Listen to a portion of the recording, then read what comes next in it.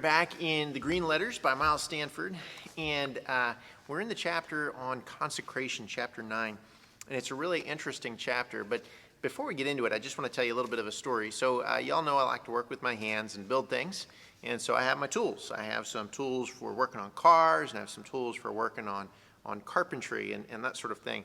And I also have 3 sons. I have often had the circumstance where I need a screwdriver and there's not one to be found. There's a screw and it's stuck. And in frustration, I have from time to time retreated to the persuader.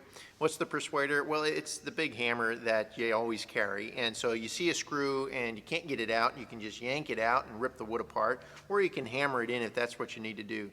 But in either case, you're not really doing what you're supposed to be doing, and you're doing a lot of damage. And the reason why is because a hammer is not the right tool to use with a screw. It just won't do the job well. Those of you who are carpenters know specifically if you hammer a screw in, what happens is that those threads, which are meant to hold the wood, they actually compress the wood. So even after you hammer that screw in, all you've done is make a giant hole, and really very little of the screw is actually touching anything. It's worse than a nail. It's a pathetic way to try and secure 2 pieces of wood together. But there's something about the Christian life that we approach in the same way. And here's what I mean. So many times we as Christians, when we come to knowing and enjoying Jesus, what we think is that we've got to work it up within ourselves as though God's over there and I'm here, and I've got to work up this kind of holiness to approach him and to grow in maturity. And I've got to work this sinlessness up, and I've got to work up this spiritual maturity so that I can get close to him. And what that amounts to is an attempt to try and put a screw in with a hammer. It's an attempt to try and make your flesh godly, and it doesn't work.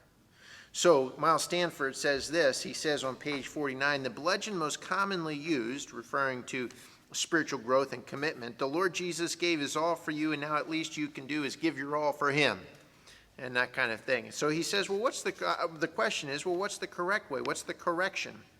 He says on page 50, our consecration, surrender, or commitment will never hold up if it is our responding to him from any other motivation than the response of his life in us. Yielding to him on any different basis will simply amount to our trying to live for him in the self-life.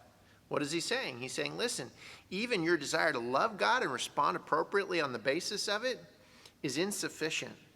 What you need to realize is it's actually the life of Jesus in you that longs for God. And when you rely on that, that's the substance of real consecration. So he says this on page 51, present yourselves unto God as alive from the dead. This is the true place of consecration. For believers to consecrate themselves to God ere they have learnt their union with Christ in death and resurrection is only to present to God the members of the natural man which he cannot accept.